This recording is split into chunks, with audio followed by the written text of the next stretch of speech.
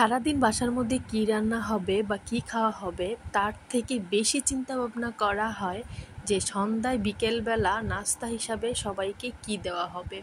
এমনটা কার কার বাসায় হয় বলেন তো? আমার বাসায় কিন্তু বেশি হয়। আমার বাসায় আসলে ভাজা পোড়াটাই বেশি বানানো হয়। কারণ হচ্ছে ঘরের সবাই মোটামুটি ভাজা পোড়াটা পছন্দ করে। আর বাহিরের ভাজা পোড়াটা কেউ খেতে চায় না। যেহেতু বাহিরে ভাজা পোড়ার মধ্যে অনেক মানে অস্বাস্থ্যকর খাবার থাকে। তো সেজন্য ঘরের মধ্যেই ট্রাই করে যে ঘরের মধ্যেই বানানো হোক। তারপরে ঘরের স্বাস্থ্যকরভাবেই খাওয়া হোক তাও ভালো। আর তৈলাক্ত খাবার আসলে অত বেশি খাওয়া ভালো না, সেটা আমরা সবাই কম বেশ জানি। কিন্তু আসলে অভ্যাস হয়ে গিয়েছে বাসায় সবার। মোটামুটি সপ্তাহে ২-৩ দিন থাকবেই ভাজা পোড়া। একটা কমন হয়ে গেছে। তো আজকে বলেন তো কি হচ্ছে? আজকে হচ্ছে মোগলাই হচ্ছে। তো মোগলাই হচ্ছে বানানোর রিজন আছে। কারণ হচ্ছে আমাদের বাসায় এর আগে বলেছিলাম আমরা ডিমের কুসুম সংরক্ষণ করে রাখি।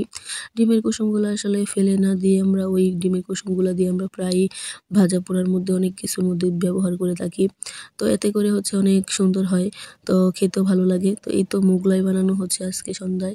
আর মোগলাইগুলা বাজারের থেকে বেস্ট হয়। কারণ হচ্ছে বাজারেরগুলো আমার কাছে অত ভালো লাগে না। বাসায় যেরকমভাবে বানানো হয়। বাসায় হচ্ছে নিজের ইচ্ছা মতো করে বানানো হয়, নিজের মন মতো করে বানানো হয়। আর তেলের কথা তো বলবোই অবশ্য। বাজারে হচ্ছে যে একটা তেল কয়বার ব্যবহার করে তারা আল্লাহই জানে। ওইটাই তো অস্বাস্থ্যকর খাবার। কারণ হচ্ছে ওইটা খেলে অনেক সময় পেট খারাপ করে বা এটা সেটা হয়, সমস্যা হয় নানান ধরনের। আর বাসায় আমরা তো অবশ্যই অরিজিনাল ভালো তেল দিয়ে একবারই ভাজা হয় আরকি। তো যাই হোক, এই যে একের পর এক মোগলাই বানানো হচ্ছে। মোগলাই কিন্তু ভালোই বানাতে পারি আলহামদুলিল্লাহ। কারণ হচ্ছে মোটামুটি কি বলবো, মানে মোগলাই দেন হচ্ছে সুন্দরও হয়, ফুলে বা ভালোই লাগে, আমার কাছে বেশ ভালো লাগে। আর সন্ধ্যায় হচ্ছে নাস্তা হিসাবে আসলে ভাজা পোড়া ছাড়া চলেই না, কেন যেন জানি না। আর আমাদের ঘরে তো মানে তৈরি সস আছে, আমরা ঘরেই তৈরি করি। মানে মেইন কথা হচ্ছে মোটামুটি আমরা সন্ধ্যায় যাই খাই আমরা ঘরেই তৈরি করে খাই। বাইরে থেকে কখনোই কোনো কিছু কেনাকাটা করে খাই না। অনেকে আছে যে সন্ধ্যা হলেই বাহিরে চলে যায়।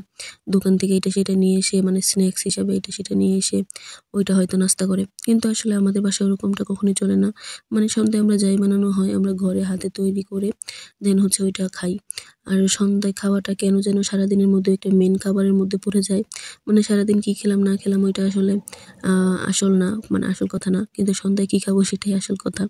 কেন যেন সন্ধ্যা হলেই মনে অনেক কিছু ইচ্ছে করে, এটা খাই সেটা খাই। তো এই তো এখন হচ্ছে এটা ভাজবো।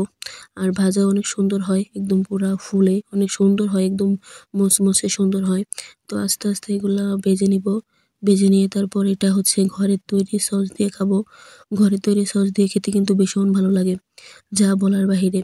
তো কার কাছে কেমন লেগেছে আমার ভিডিওটা অবশ্যই কমেন্ট বক্সে কমেন্ট করে জানাবেন। আর এরকম ভাজা পোড়া কে কে পছন্দ করেন সেটাও জানাবেন। আমার কিন্তু বেশ ভালো লাগে। আজকের ভিডিওটা এই পর্যন্ত। সবাই ভালো থাকবেন, সুস্থ থাকবেন, আমার সঙ্গেই থাকবেন, এভাবেই ভালোবাসা দিয়ে যাবেন। আল্লাহ হাফেজ।